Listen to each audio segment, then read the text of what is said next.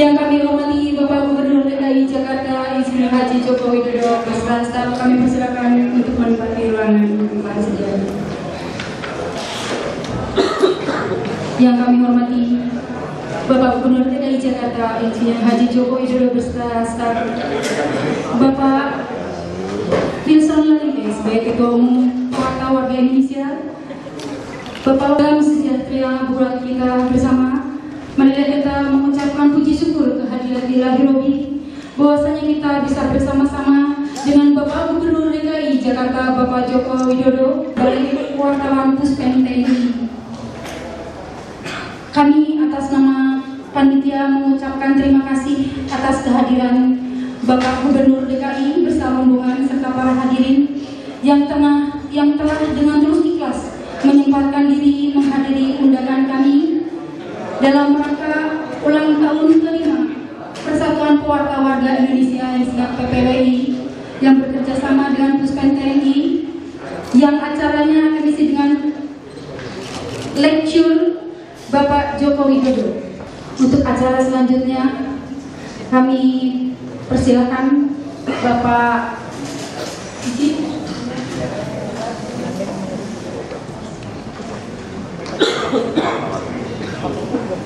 Untuk lebih bersemangat pada hari ini, izin Bapak Gubernur kita menyanyikan lagu Indonesia Raya.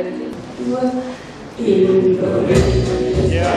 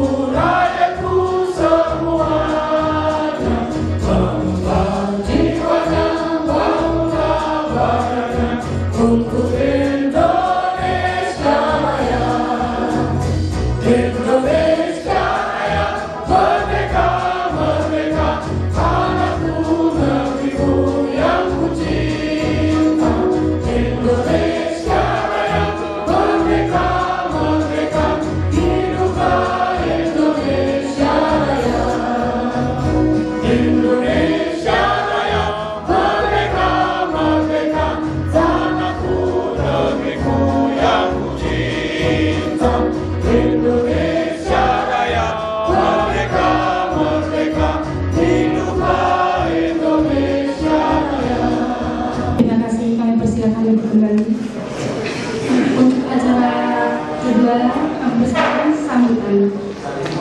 Baik, atas kesempatan yang diberikan oleh Mabes TNI melalui pengumuman juga mengetahui event kita hari ini, Bapak. Dan ini mungkin sejarah pertama ada kita pewarta warga mengundang mix antara teman-teman di TNI dan kita warga sipil. Kebetulan antara PPWI dan Puspen ada kerjasama dalam sharing soal citizen jurnalis. TNI ini memang organisasi yang solid dan terdepan dan melihat bagaimana perkembangan media yang memang dimanapun di dunia terkooptasi oleh politik, kekuasaan, dan uang, perlu alternatif media di ranah media sosial. Kira-kira gitu, Jokowi. Lalu kenapa kita bisa berkumpul hari ini? Lebih saya rasa karena Allah semata. Saya teringat kepada Pak Jokowi ketika di depan Sarinah bertanya, begitu banyak anak kecil yang menyalami di suatu senja ketika kita mendaftar ke KPUD. Ada apa ini? Saya katakan ya, Yang Maha Kuasa dan Bapak Gubernur. Masih ingat doa kami pribadi diminta oleh kawan di hadapan Pak Jokowi hanya dua. Jadikan beliau sebagai sahabat gubernur yang hanya didahulukan satu langkah dari warga. Jadikan Pak Jokowi jadi gubernur yang memuliakan keinsanan, menempatkan intangible asset di atas kebenaran. Dalam rentang yang singkat kita melihat gebrakan, bukan gebrakan saya rasa, itu Bapak selalu mengistilahkan hal yang memang harus dilakukan, berkunjung, turun.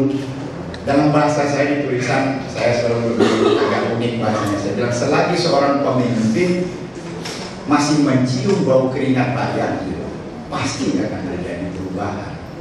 Apa sih kita sebagai seorang pemimpin, suami, kepala rumah tangga? Secara kebetulan saya Humas Yayasan Pembina Ustaz Sudirman, ketuanya cucunya Mas Ganang sedang sakit, tadinya berkenan hadir. Diajak turun oleh Pak Cokro Pranolo, kita akan jadi pahlawan ketika turun di Jogja. Yang pahlawan itu petani di kampung-kampung, nelayan di desa-desa. Saya rasa itu aja. Tiada pertemuan hari ini karena selain karena yang di atas, tidak ada proposal kepada Pak Jokowi dan kepada siapapun.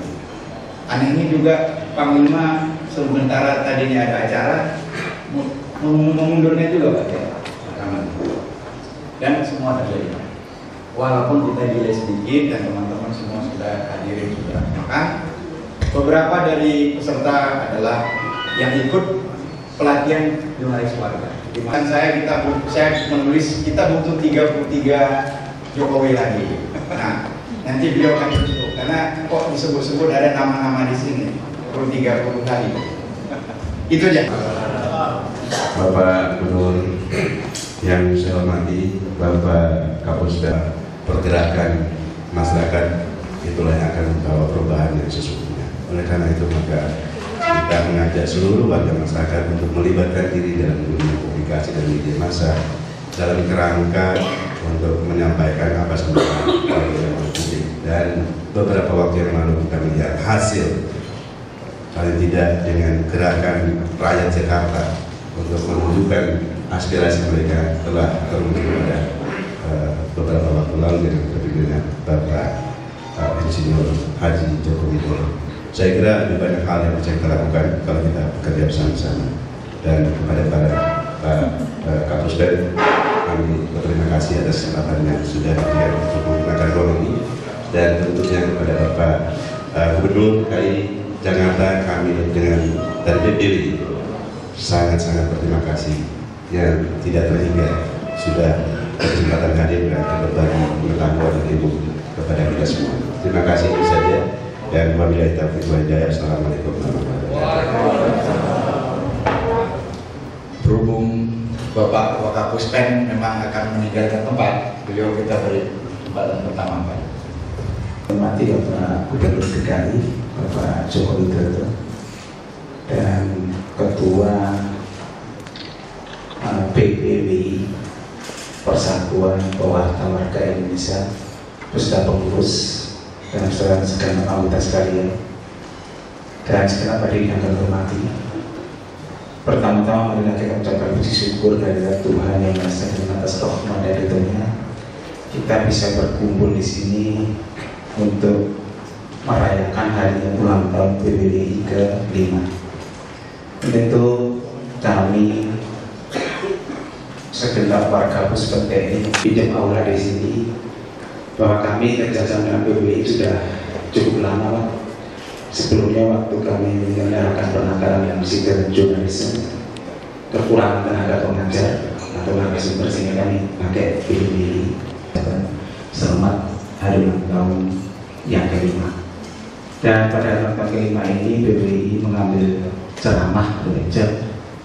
Judulnya adalah kepemimpinan melayani rakyat yang benar-benar mampu melayani rakyat secara tulus.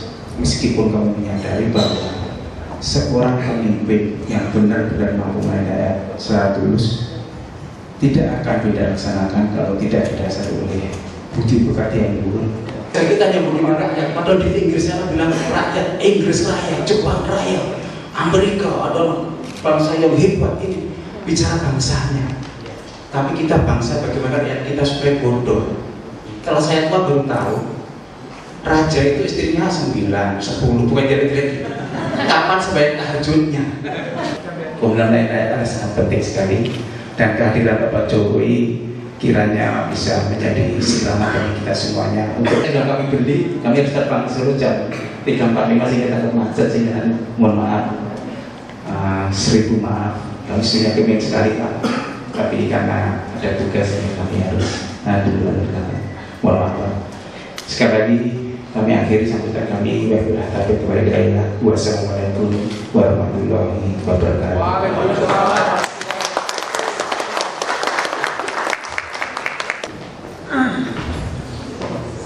Baik Bapak dan Ibu, teman-teman, rekan-rekan sekalian, kita beri kesempatan di waktu sepanjang Bapak datang tadi, kita terhibur oleh nyanyiannya ada 10 lah. Luar biasa. Jadi kalau Pak Jokowi nanti agak capek, kita jawab sama-sama.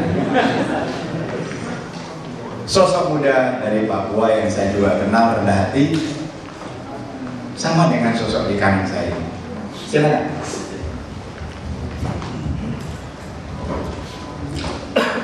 Bismillahirrahmanirrahim. Assalamualaikum warahmatullahi wabarakatuh. Shalom bagi saudara-saudara yang berkegiatan melaksanakan. Bapak Gubernur DKI Jakarta yang sangat-sangat saya hormati, Ketua PPWI, dan hadirin semua dalam ruangan ini yang berbahagia. Saya ketika dihubungi sama Bung Yulang, saya tanya apakah saya punya kapasitas untuk bicara di forum seperti itu. Bilang bisa. Apalagi saya dengan warna yang lain, yang jarang dilihat. Kok warna ini sendiri di depan, tapi di bawah Bhinneka Tunggal Ika saya hadir di sini.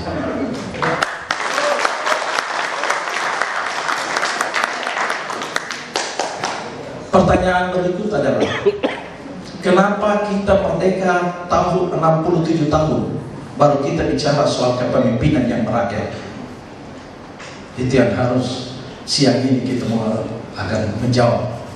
Nanti sebentar Pak Jokowi akan menjelaskan. Bangsa ini pernah mengalami kejayaan. Sebelum Indonesia menjadi negara modern, zaman Majapahit, kita pernah mengalami kejayaan. Sriwijaya kita pernah mengalami kejayaan. Indonesia merdeka kita pernah mengalami kejayaan. Dan mereka semua memiliki visi yang panjang, visi yang besar tentang negara yang besar ini. Tapi sayang setelah kita merdeka, pemimpin berikutnya tidak lagi berpikir tentang janji proklamasi 17 Agustus 1945 untuk mensejahterakan rakyat, tapi yang ribut adalah urusan keluarga, urusan pribadi, dan tiap hari ribut sebagai masalah yang bukan itu. Kali ini kehadiran Pak Jokowi bukan saja menggemparkan Indonesia tapi dunia. Ada orang Iran yang minta saya beli baju kotak-kotak 13 biji. Saya tanya untuk apa saya mau bawa ke Iran. Padahal kalau kita melihat ke belakang, ini bukan sesuatu yang baru. Karena kita punya pemimpin besar, pemimpin besar yang merakyat. Saya tidak usah hitung satu persatu karena pasti saudara-saudara sudah tahu. Karena hari ini kita ada di markas besar Angkatan Bersenjata Republik Indonesia. Maka yang kita ambil adalah Jenderal Besar Sudirman. Dalam keadaan sakit tidak berdaya, tetapi tetap dengan semangat juang, tetap berteriak tentang kemerdekaan. Mengapa? 65 tahun, 67 tahun kita merdeka, baru kita cari pemimpin yang merakyat. Itu satu jawaban yang harus dicari. Terutama generasi muda hari ini harus mencari pemimpin yang akan menjawab tantangan bangsa. Dengan kehadiran Pak Jokowi hari ini sebenarnya menjawab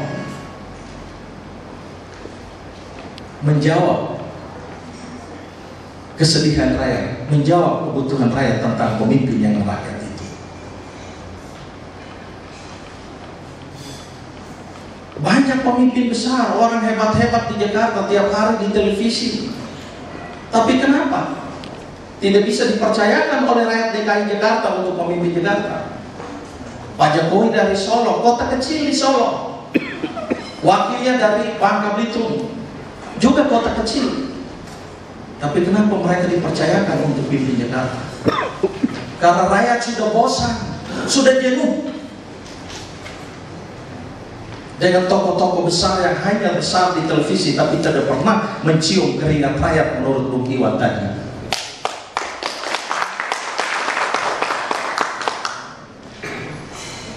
Oleh karena itu, rakyat Jakarta memutuskan biar dari yang kecil, kota kecil, tapi telah membuktikan kesetiaannya kepada rakyat, sudahlah diberi kesempatan untuk pimpin Jakarta. Tapi dukungan rakyat tidak cukup. Harus ada dukungan dari seluruh komponen. Para politisi juga harus bersatu untuk mendukung Pak Jokowi. Kalau hanya dukungan rakyat tanpa dukungan juga para politisi, itu juga menjadi masalah. Dan hanya politisi yang tidak mau mendengar suara rakyat yang tidak mendukung Pak Jokowi. Yang lebih besar lagi. Dan sampai hari ini kalau kita lihat di televisi, di mana-mana kasihan, yang terjadi hanya orang caci maki, ya, orang berkelahi, tawuran mulai dari SD sampai ke elit-elitnya. Ini di depan kita juga yang hadir di sini adalah perwira-perwira muda. Dan saya pikir kita harus bersepakat untuk mengenang masa lalu itu penting, tapi melihat masa depan Indonesia lebih penting. Kalau kita selalu mengenang masa lalu, bangsa ini tidak akan pernah berubah. Dan jangan pernah berpikir, jangan pernah berharap bangsa lain yang akan datang merubah bangsa ini. Tapi Indonesia adalah Indonesia, Amerika adalah Amerika. Jadi kita harus merubah diri kita dari rakyat kita sendiri. Akhir dari pernyataan saya hari ini, saya mengajak saudara-saudara sekalian, saudara-saudara semua, dari forum ini harus kita menggerakkan satu gerakan yang saya sebut sebagai gerakan pertobatan nasional. Kalau kita tidak bertobat, jangan pernah berharap untuk ada perubahan. Kalau lihat di Indonesia layar sekelas yang ada adalah caci maki, tidak ada jalan keluarnya. Lebih baik kita lakukan pertobatan nasional, bertobat kepada Tuhan, bertobat kepada tanah air, bertobat kepada leluhur kita, dan kita mulai dari titik nol untuk melihat Indonesia ke depan. Terima kasih. Baik, sampai pada bongnya. Tadi saya sampaikan Pak Jokowi, nanti mohon izin ada gagasan Bung Komarudin ini gerakan pertobatan nasional, ada ikonnya teman di belakangnya pas terakhir. Waktu dan tempat kita persilahkan, di undangan Pak 90 menit. Cuma takutnya Pak Tongkul tuh udah mau nanya tuh dari kemarin ya, ini riset pertanyaan, kasihlah saya nanti. Saya bilang apa ya ada waktu tanya jawab. Semua waktu tergantung Bapak. Ini momen kalau saya katakan bersejarah berlebihan. Tapi kalau tidak dibilang bersejarah gimana Pak Hendri? Ini ketua kelas yang angkatan sekarang. Bersejarah atau tidak? Ya, sejarah tidak bisa diulang lagi. Waktu dan tempat kepada yang terhormat Bapak Gubernur Jakarta Joko Widodo.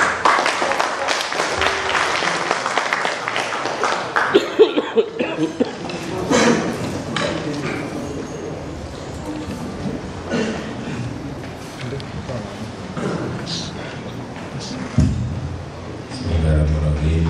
Assalamualaikum warahmatullahi wabarakatuh. Selamat siang, salam sejahtera untuk kita semua. Saya tadi masuk, saya jadi merasa merasa kecil sekali, apalagi kaget-kaget ada gambar saya dengan maksud itu baru besar itu. Saya mau cerita mengenai DKI, tapi saya baru kira-kira seminggu megang DKI ya, jadi belum bisa banyak yang saya ceritakan. Jadi saya mau bercerita mengenai Solo dan mungkin nanti akan saya kirim sedikit ke DKI. Sebetulnya Solo itu seperti apa, DKI ini akan seperti apa. Dan saya meyakini insya Allah bahwa ya, di semua tempat itu sama saja, masalah di kota kecil sama, masalah di kota besar sama, hanya size-nya, ukurannya yang berbeda. Dulu saya juga kaget waktu 7 tahun yang lalu saya tahu-tahu jadi wali kota, saya kaget. Saya sering sampaikan bahwa saat itu adalah karena kecelakaan, bukan karena memang saya pintar. Dan yang ini juga kecelakaan lagi menurut saya. Karena Bapak Ibu bisa tahu, saya dari kota kecil, saya nggak terus terang di kantong saya nggak ada uang sama sekali. Tahu-tahu dikirim ke Jakarta karena perintah ketua umum saya datang ke Jakarta. Betul saya nggak punya duit, nggak punya jaringan, nggak punya, mau tempat tinggal di mana juga kayak saya juga nggak punya rumah di Jakarta, kan lucu. Tapi ya saat itu sudah saya bismillah masuk.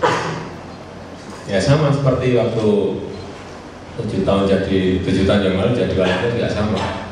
Saat saya kepilih, saya juga hanya mepet sekali, hanya dapat 37% saat itu. Kemudian 5 tahun saya dipilih lagi dapat 91%. Ini sudah pada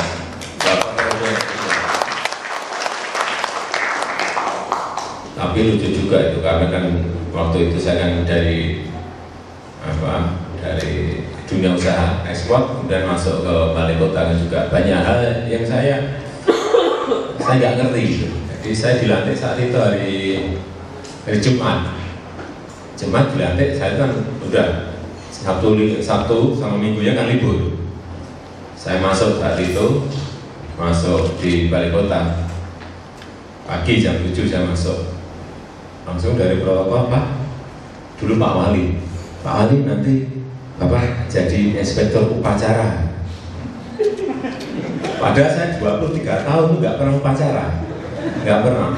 Waktu SMA ya, waktu ikut upacara pun sebelumnya kan juga hanya jadi peserta upacara, nggak pernah jadi inspektur upacara.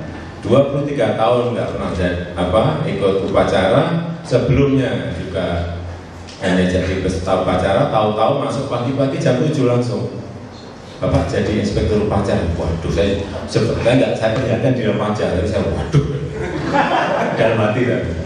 Saya tanya ke protokol, gimana itu jadi inspektur upacara? Gini Pak, nanti Bapak kalau sudah naik podium nanti Bapak ada laporan dari komandan, upacara Bapak jawab saja, laksanakan gitu. Oh gitu, gampang, pikiran saya gampang. Terus setelah itu, Pak, nanti kalau hormat Bapak hormat saja. Wah gampang kalau gitu. Terus yang ketiga, nanti kalau ada laporan bubarkan, Bapak jawab bubarkan. Udah jam 7:04, saya juga kurus juga, ya. Badan kurus sudah saya gagah-gagahin gitu. Naik ke podium, udah, wah saya gagah-gagahin gitu. Komandan upacara langsung lapor, bla bla bla bla bla, saya jawab, laksanakan. Dia balik, waduh selamat satu. Belum pernah jadi inspektur upacara. Yang kedua, hormat gerak. Dari komandan upacara kan, pada inspektur upacara hormat gerak. Nah, saya hormat aja. Saya tunggu kok nggak suruh lepas ya. Saya tunggu bermenit. Wah, udah lama sekali. Sudah mulai tertawa semuanya. Di depan saya.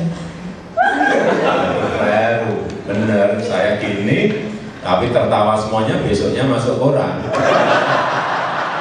Karena jalan lebih dari, nggak tahu, mungkin lebih dari 3 atau 4 menit. Sudah lama gini. Saya pikir disuruh gini, ternyata inspektur dulu gini, baru yang lain. Saya waktu ditanya oleh wartawan juga saya jawab, memang belum pernah jadi inspektur upacara. Jadi kalau baru, ya biasa. Terakhir, lapor, ya saya jawab, ambil, ya lemes, bubarkan. Kalau udah lemes bayar sudah. Ya, namanya belum pernah jadi wali kota, belum pernah jadi inspektur upacara. Tapi yang gubernurnya nggak ada yang lucu-lucu gitu, nggak ada. Terus yang kedua ini juga, saya ini kalau pakai apa itu lengan pendek itu kurus banget. Berat badan saya 53-54. kurus banget. Kalau saya senang pakai lengan panjang karena kalau lengan pendek itu kelihatan kurusnya. Saya masuk saat itu, saya diberi ajudan. Ini juga keliru lagi. Saya diberi ajudan, ajudannya seperti perwira di sini, tinggi tegap, dan keliru lagi tambah satu lagi ganteng gitu. Jadi ajudan saya. Problemnya adalah setiap tamu yang datang ke balik kota yang disalami ajudan saya terus. Saya nggak diurus itu. Balik kotanya dia. Ya, 1 bulan saya kuat-kuatin itu.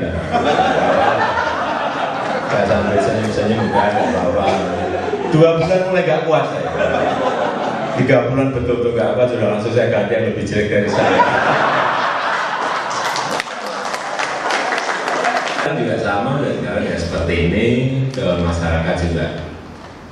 Ya seperti ini, memang adanya seperti ini ya masih berat badan saya nggak tambah sama sekali, masih seperti ini 53, 54 kalau pas kecapean karena udah kerja ya bisa turun 53, nanti makan lagi naik 54. Tapi banyak yang kalau ke masyarakat banyak yang juga apa ya rasanan ke yang saya dengar gitu, katanya saya kayak rakyat biasa, nggak pantas jadi gubernur itu. Secara ini potongan ya, secara potongan nggak pantas. Ya salahnya yang milih. Gitu. Adanya kayak gini gimana?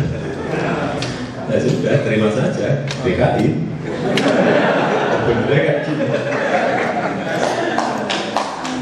Tapi apapun ini, menurut saya sekarang ini kita memang saya merasakan ya ada yang tidak sambung antara di sini antara akar rumput dan pimpinannya baik di daerah, di tingkat provinsi dan yang lain nggak sambung karena mau memang banyak pemimpin kita ngurusin yang soal yang gede-gede aja, urusan yang namanya economic growth saya nggak ngerti ya. Saya tanya ke bawah economic growth. Kalau enggak besoknya ngurus lagi bursa saham kita naik indeksnya. Saya tanya, tahu bursa saham? Inilah yang enggak sambung. Di masyarakat ini saya merasakan, ingin saya mengatakan rakyat ini kayak kehilangan. Begitu saya masuk, entah itu jam 12 malam, jam 10 malam, berbincang-bincang dengan mereka dimanapun, di pasar, entah di tanggul, entah dimanapun, mereka sebetulnya apa sih? Ingin berkeluh kesah dan didengarkan. Hanya itu aja. Terus diperhatikan. Syukur-syukur diberi solusi dari masalah, problem, persoalan yang mereka punya. Ya, itu. Mintanya tidak tinggi-tinggi masyarakat. Mintanya tidak tinggi-tinggi, tidak tinggi-tinggi. Sehingga ya sebetulnya anggaran kita ini lebih dari cukup untuk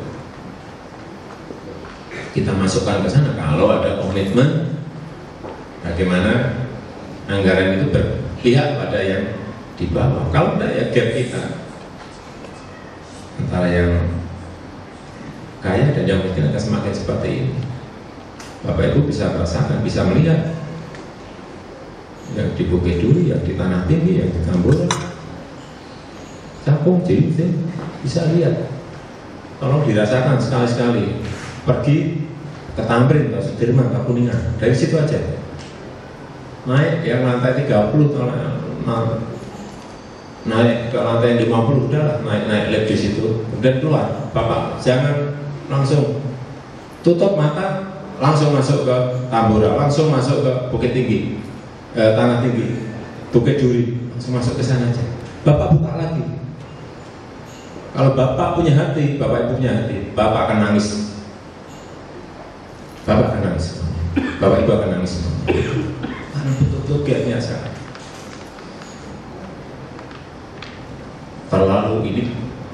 terlalu sangat lebar sekali. Ini kan baru di Jakarta, belum kalau mungkin di tempat yang jauh dari ibu kota.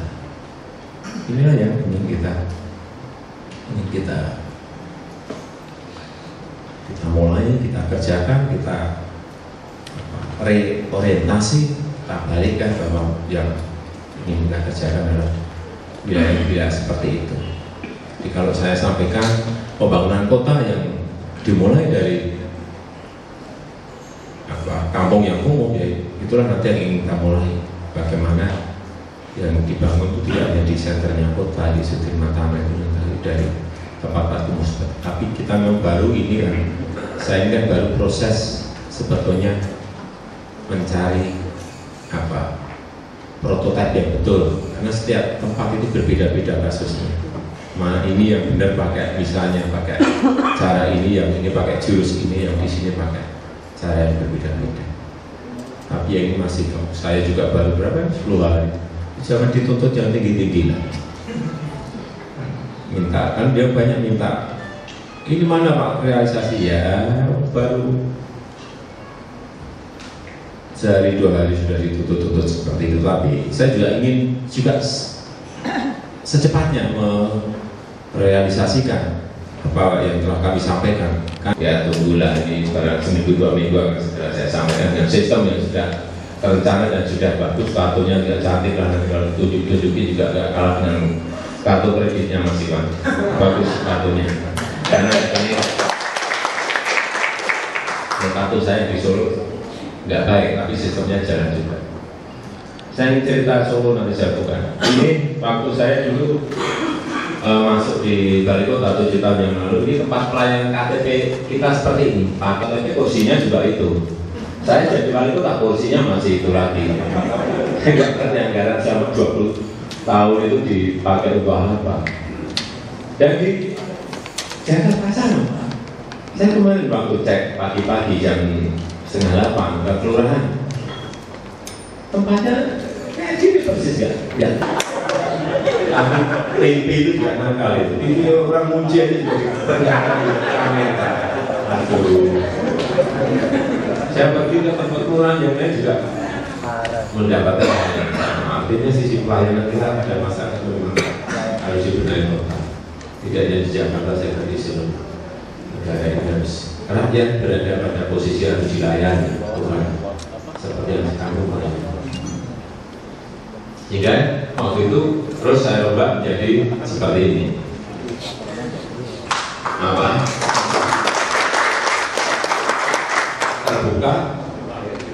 Terbuka, yang lain kelihatan, tempat duduknya juga sudah seperti ini. Ya harus seperti ini, kelihatan. Kalau tertutup seperti itu, gimana masyarakat mau tahu yang di dalam tidur atau baca koran atau ngopi-ngopi atau pingpong? Tapi kalau terbuka seperti ini mau baca koran jadi nggak enak. Yang antri di sini banyak, kantong-kantongnya. Terus kita buatkan sistem. Sekarang 1 jam jadi ada tempat antrian seperti ini. Kemudian tempat untuk tunggunya ini, sofanya ya enak lah kalau masyarakat datang nunggunya, ngantri datang ucap selamat siang Pak, selamat siang bukan senang nggak merasa dilayani, duduknya juga di sofa, kemudian bayarnya berapa juga ada semuanya di touchscreen ini, gadget syaratnya apa, gadget bayar berapa, ini sebuah. Saya kira sistem ini bisa dibangun, dibuat dimanapun lah. Kalau bank bisa, pemerintah juga bisa. Kalau swasta bisa, pemerintah juga bisa. Ini yang juga ingin kami bangun di Jakarta. Di sini ada yang namanya kantor perizinan terpadu, satu pintu. Tapi pintunya yang satu. Urusannya di dalam dia bisa benar nanti mejanya ada.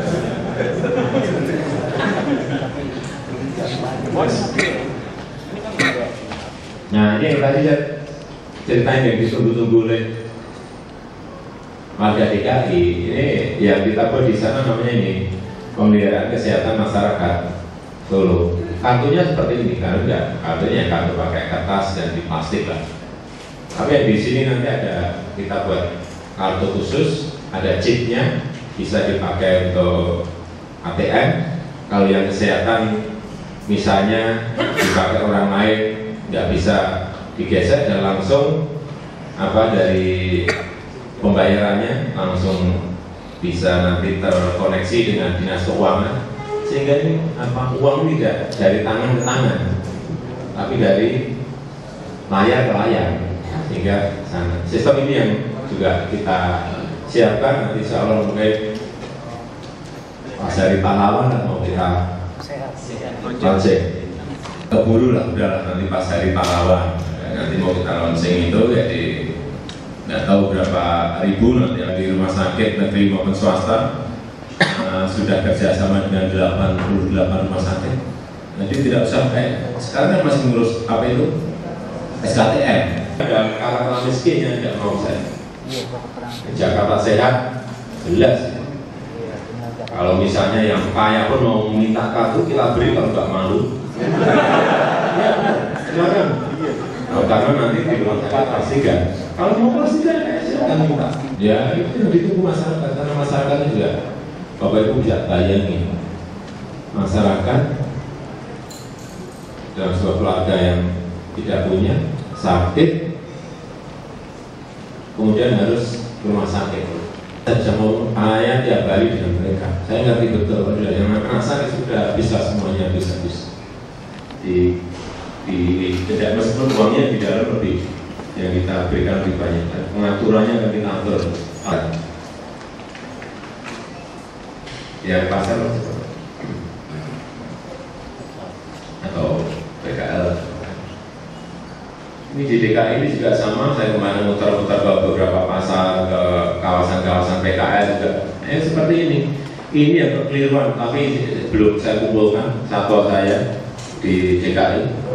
Dulu waktu di Solo, saya ingat itu, saya baru masuk jadi wali kota 3 bulan, kepala satuannya masuk ke ruangan saya.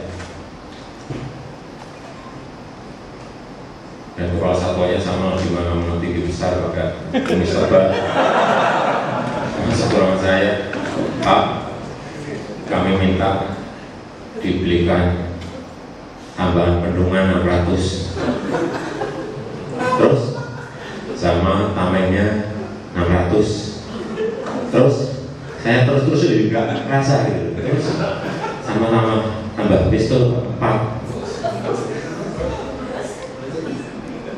Satu saya nggak kuat, saya bentak tadi. Pak, ingat ya, saat saya jadi wali kota, jangan sekali-sekali minta itu. Kamu ada, itu bukan untuk gebuki rakyat, gebuki PKL, gebuki warga, bukan itu, untuk melindungi. Dalam konstitusi kita jelas bahwa negara itu melindungi rakyatnya. Jelas sekali konstitusi kita, mensejahterakan rakyatnya, mencerdaskan rakyatnya. Konstitusi kita jelas sekali. Itu saya sampaikan. Sekali-sekali jangan ngomong seperti itu saat saya masih jadi wali kota. Besok yang kita punya pertemuan sama kami kumpulkan semuanya. Kunci selama saya jadi wali kota jangan dibuka.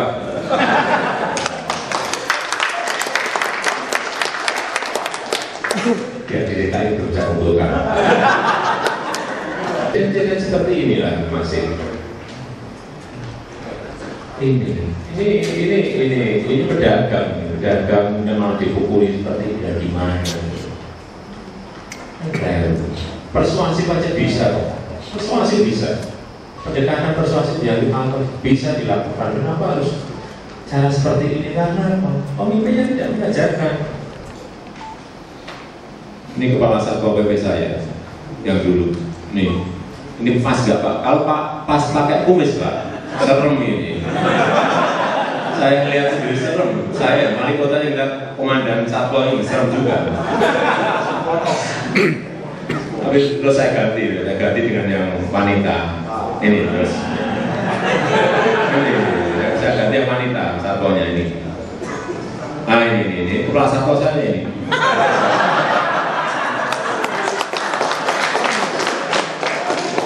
Ini satpol ini yang pakai pakaian ini satpol, lucu juga satpol di pakaian. Saya masih mikir-mikir DKI saya di pakaian apa ya.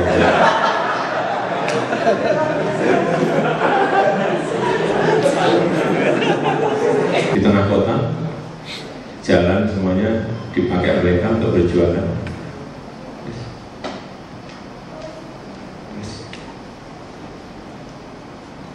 Sudah berapa? 25 tahun di tengah kota. Ini kita lihat dari belakang, coba di tengah kota seperti ini ada 989 PKL. Sudah 25 tahun mereka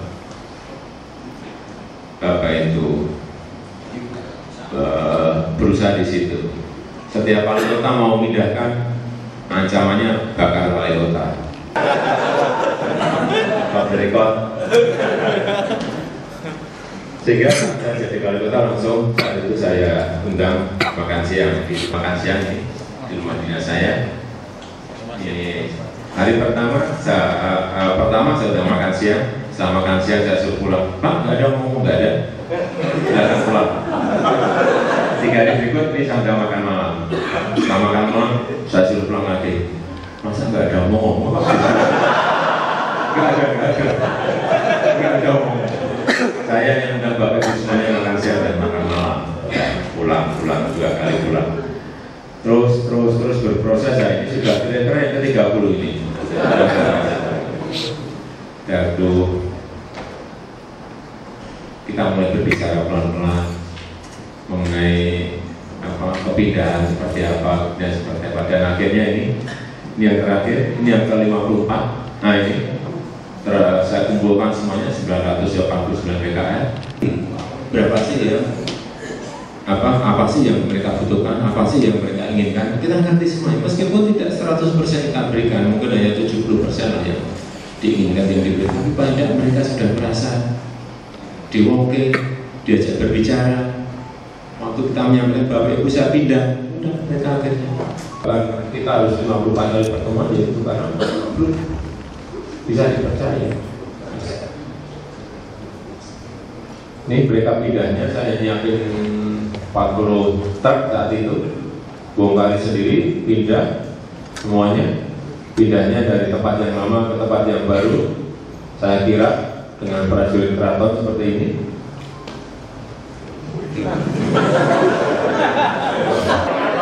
Pakai benda-benda bangunnya gitu ya. Ini kira-kira ini yang kita kerjakan. Mereka akhirnya pindah. Ini bawa tumpeng satu persatu. Saat itu ada 989 tumpeng. Ini budaya sebagai simbol kemakmuran di tempat yang baru. Meskipun saya deg-degan, waduh nanti di tempat lama aku, di tempat yang baru aku enggak deg-degan juga. Saya tulis baru saya terus supaya ada sebuah skema yang baik untuk masyarakat kecil. Jadi memang itu yang ingin kami lakukan. Ini tempat yang lain dulunya seperti ini, juga PKL dan kita buatkan syarat terus seperti jadi seperti ini. Terus betul yang kalau kita nggak tidak menyelami betul, itu ngurus yang pakai celana aja kadang 3 hari dipakai, 3 hari tidak, 2 hari dipakai, 2 hari tidak. Kita beritahu pakai terus tapi tidak pernah dicuci gitu. Aduh, tapi ya saya senang. Aduh, tapi saya senang. Terus yang kecil-kecil seperti ini kita buat naik market untuk yang usaha-usaha rumah tangga, usaha-usaha kecil, tutup jalan, mereka berjualan. Di sini di DKI punya potensi seperti itu besar sekali. Marketnya, pasarnya gede sekali. Memang harus ditata, memang harus disiapkan ruang, memang harus disiapkan sebuah tempat yang betul-betul dikelola secara profesional. Kalau mall bisa mengelola seperti itu, hipermarket bisa seperti itu, supermarket ya yang kecil-kecil kalau kita kelola dengan profesional juga bisa gitu. Tapi bedanya ada. Kenapa kita nggak bisa? Saya selalu menyampaikan bisa, tapi punya niat untuk bisa itu. Kalau niatnya untuk dimasukkan ke sini ya lupakan. Ini pasar juga. Nah, saya itu hobinya ngurus PKS sama pasar.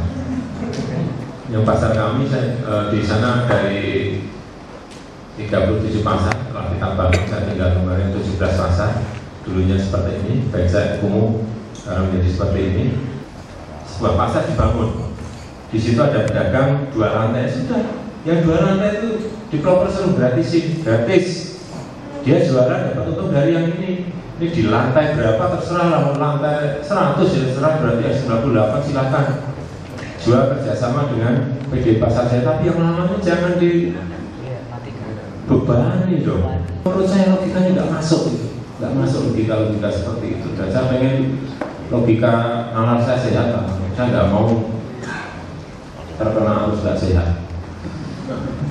Ini pasar yang lain, dulunya seperti ini, sekarang seperti ini. Yang paling penting itu berdagang gratis, itu aja sudah saya minta itu. Ini dulu seperti ini, sekarang seperti ini. Terus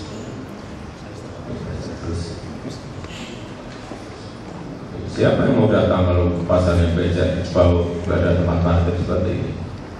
Dan seperti ini. Saya ini belajar manajemen pasar di Hong Kong. Ini jadi ini, dalamnya seperti ini, pakai celana juga. Geroboknya kita berikan semuanya gratis dari stainless. Udah memang harus negara, pemerintah harus mau seperti itu. Kalau udah ya nggak akan berubah.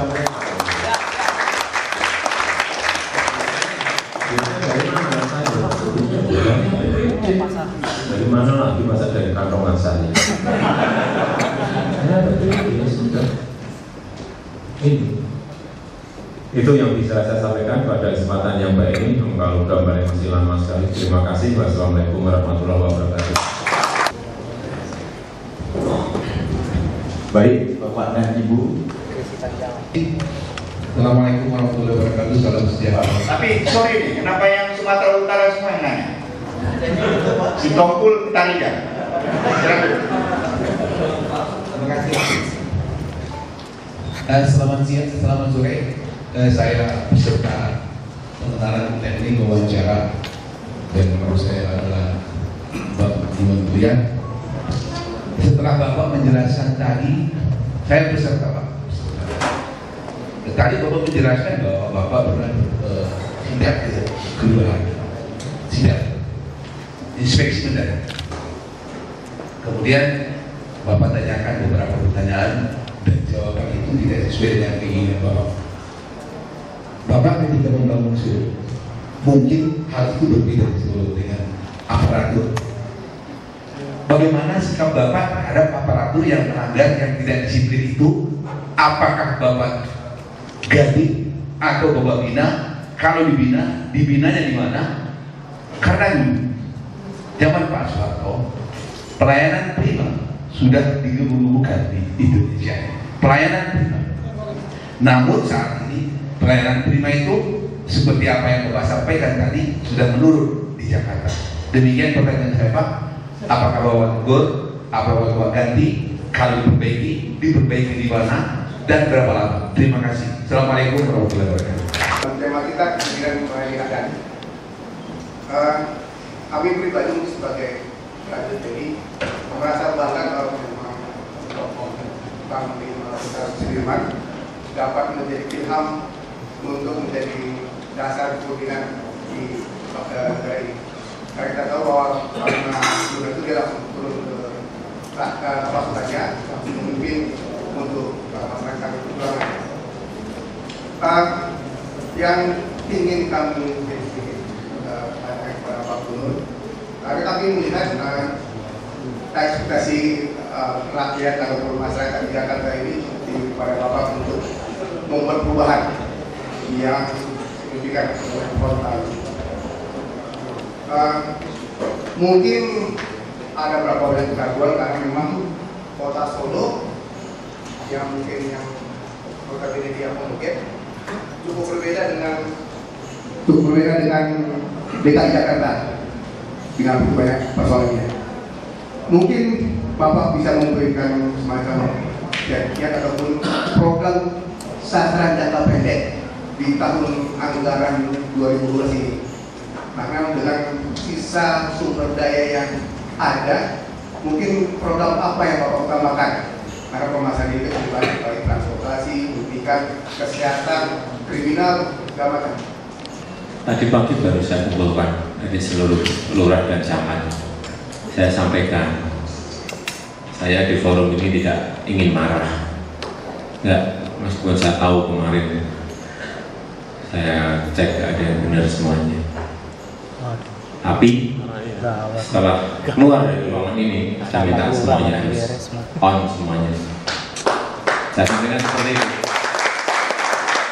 Yang lalu saya nggak akan bicarakan, tapi yang ke depan hati-hati. Kereta saya jelas bagaimana birokrasi itu melayani. Kalau nggak mau naik kereta saya aja nggak mau naik kereta ya, saya tinggal. Ada yang tanya ke saya, Pak, ditinggal itu artinya apa? Ya dicopot gitu.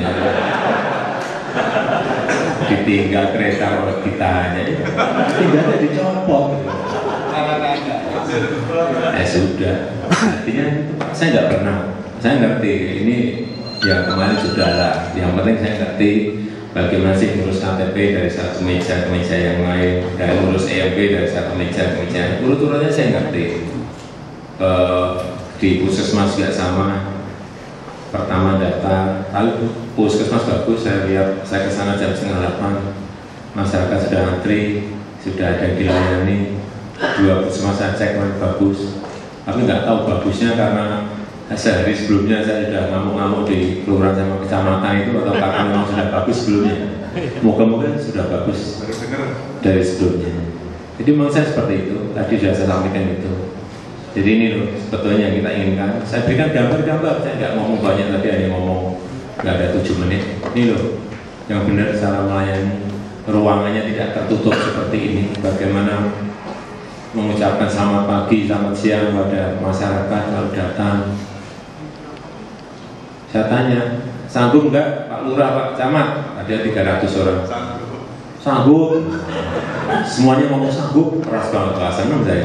Hati-hati gitu. Karena saya sampaikan manajemen controlling, manajemen pengawasan yang saya lakukan itu nggak mungkin berhenti. Harian, mingguan, bulanan pasti saya akan bisa datang sewaktu-waktu jam 7.30, tapi saya juga datang sewaktu-waktu jam 4 sore. Karena memang mainnya kan jam 7.30 sampai jam 4. Kalau nanti, ya, terakhir sudah gitu kan. Kalau nanti saya datang lagi di sebuah tempat jam 7.30 masih seperti yang kemarin, yang tadi saya sampaikan. Sudah, saya sudah tidak ada peringatan lagi. Sudah, karena saya sudah memberikan guidance yang jelas. Seperti tadi yang saya sampaikan, ya gitu kan, sudah. Detik itu juga saya copot. Siap? Siap. Gak ngerti lah siapnya, takut atau tidak, pokoknya siap. Tapi saya meyakini dalam waktu 6 bulan akan ada sebuah perubahan-perubahan paradigma, perubahan tradisi, perubahan pada pola-pola baru. Mungkin belum 100%, tapi paling tidak akan berubah. Saya meyakini itu, dan saya akan melakukan controlling terus ke sana, baik ke puskesmas, ke tempat-tempat perizinan dan lain-lainnya. Saya ini kalau saya tumpuk sekarang pengaduan ke saya, tumpukannya sudah banyak sekali. Dan Pak Tarigan, ya jadi gini, yang namanya melayani itu bukan hanya masalah urusan KTP, urusan izin, bukan itu. Melayani masyarakat itu juga bagaimana kita mendengarkan mereka, bagaimana kita menyiapkan pasar untuk mereka, untuk tempat tinggal terus. Negara harus memberikan kalau memang ada. Ngapain harus kita rumit-rumit tahu-tahu pegang developer, nggak bener dong. Selama tanah itu bukan tanah sengketa, juga mau tak sertifikatkan, sudah berikan ini udah. Tapi juga mau kita kendalikan, jangan sampai datangnya berbondong-bondong juga ada manajemen pengendalian yang juga harus kita lakukan. Agar orang nggak datang ke Jakarta minta tanah semuanya repot juga nanti. Baseline data juga harus dipegang. Kalau punya baseline data sudah gampang. Kita melayani kan harus tegas. Rakyat itu kalau nggak ditegasi kadang-kadang juga. Ini jadi itu Pak Tarigan yang bisa saya sampaikan. Intinya memang ya ini kan sisi kebutuhan dasar juga, masalah tanah. Banyak sekali problem di Jakarta ya. Nomor 1 yang paling banyak masalah tanah. ada rakyat dengan pribadi, ada rakyat dengan tanah negara, ada rakyat dengan tanahnya PT, ada rakyat dengan tanahnya BUMN. Saya sudah muter berapa BUMN yang tanahnya ada masalah seperti ini. Saya pokoknya minta, saya mau selesaikan tanah ini, tapi harus win-win. Kalau ada tanah 60 hektar ya 20 hektar berikan ke rakyat, nanti saya buatin rusun, yang 40 kamu ambil tidak apa-apa, daripada kamu nggak bisa menyelesaikan ini sampai puluhan tahun. Dibayarlah, syukur bisa 50-50. Banyak yang mau, ya Pak, mau Pak, tapi kita hitung dulu diberikan berapa. Ya boleh, tapi segera, mumpung saya lagi senang ya. Semua mata memandang kepada Bapak ya. Semuanya mungkin juga internasional seperti disampaikan sama Pak Komarudin tadi. Trik atau tips apa Bapak mengatasi? Karena saya tahu pressure sekarang tuh, tekanan tuh begitu besar terhadap pribadi Bapak. Sebagai seorang pemimpin kan, trik atau tips apa yang kira-kira Bapak andalkan untuk bisa mengatasi tekanan tuntutan dari begitu banyaknya masyarakat saat ini? Kemudian yang kedua, menurut Bapak, apa sebenarnya kepemimpinan yang melayani rakyat itu sendiri? Terima kasih Pak, itu saja. Kepemimpinan yang melayani rakyat, sebenarnya menurut Bapak itu yang seperti apa? Saya ingin Bapak sharing dengan kita, ada mungkin slogan atau moto hidup yang bisa dibagikan buat saya seperti untuk bisa memimpin dengan baik. Terima kasih. Gambarnya disandingkan dengan Panglima Besar Jenderal Sudirman, kira-kira seperti kan? Itu yang salah yang masa.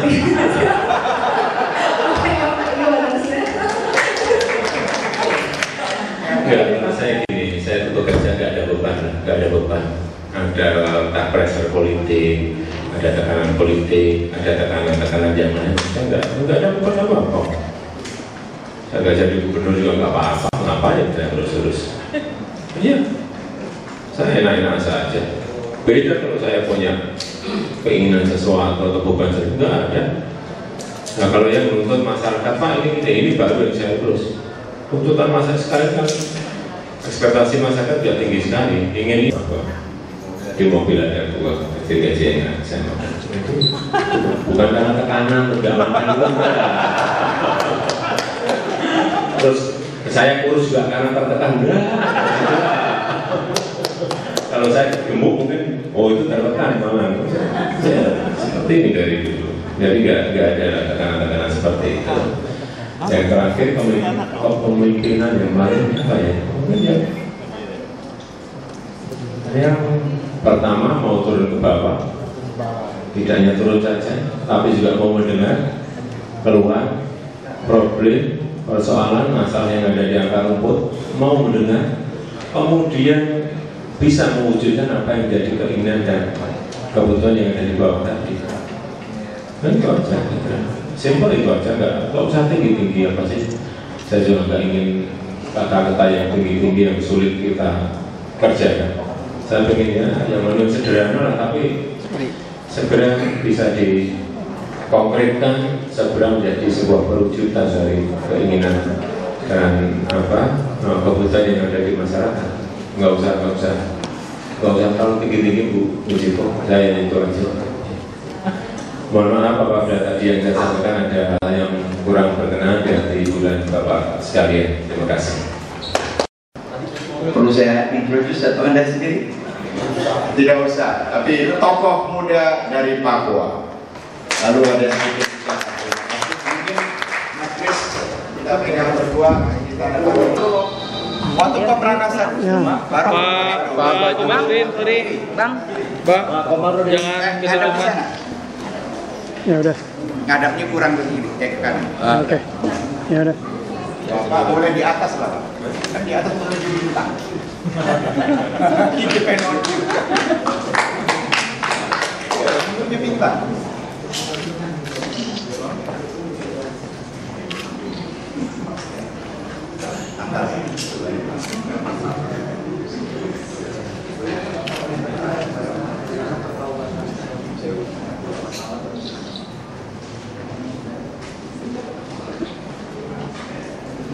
Maksudnya petugas lurah bertobat juga Pak. Tepuk tangan.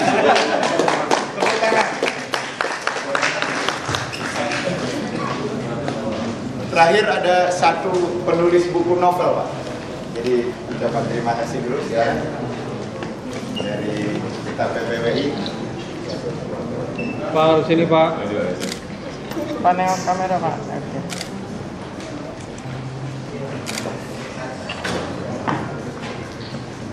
Tahan dulu Pak.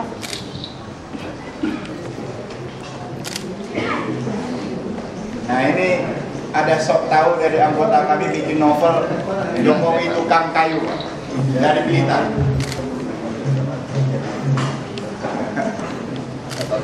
Nggak pernah wawancara sok bikin novel, tapi jadi.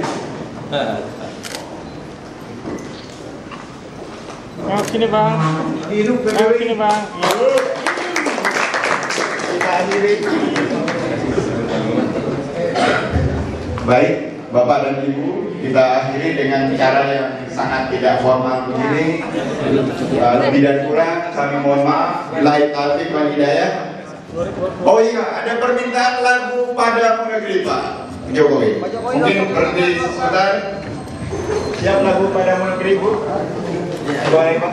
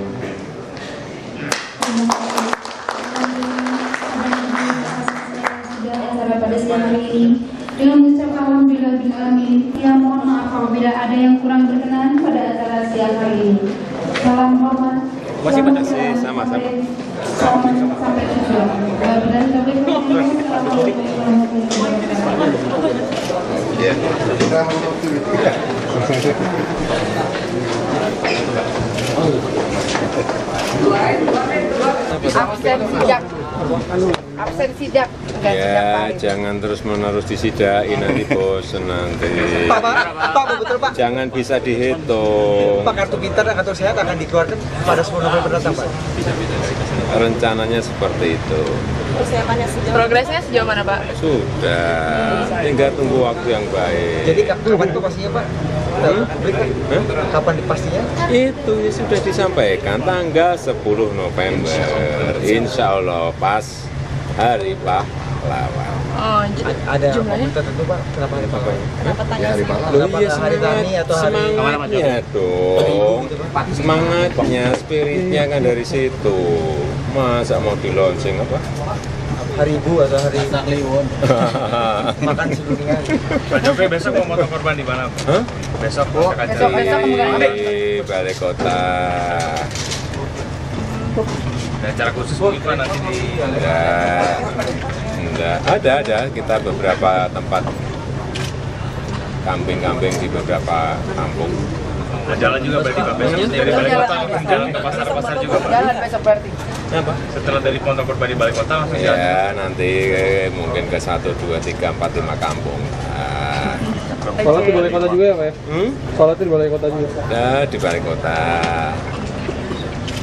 Pak, mau kemana Pak di sini Pak? Sapi, terus nyembelih kambing. Pak, besok sholat di mana Pak? Terima kasih. Balai Kota, udah 3 kali bilang. Katanya Pak mau launching kartu sehat pas itu Pak ya? Hari Pahlawan. Itu tadi sudah disampaikan. Ini yang keempat. Pak.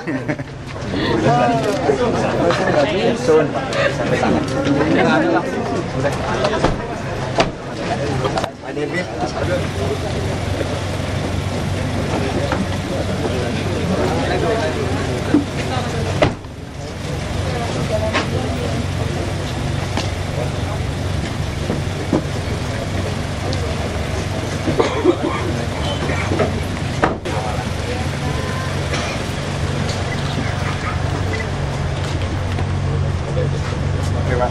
Makasih.